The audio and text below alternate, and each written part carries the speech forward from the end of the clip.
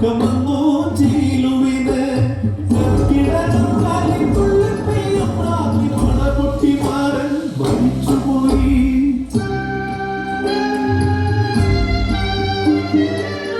മരിച്ചതോ കൊന്നതോ അറിയാതെ അലതല്ലി കരയുന്നു ചീലുകണ്ട്. പിന്നെയും കർക്കിടകം മാറി മാറി വന്നു ചീലും മേഘമാടത്തിൽ. അക്കം നോക്കി കറങ്ങി നടക്കണ മൂപ്പൻ നായർ ചീലുവിലാശയുമായി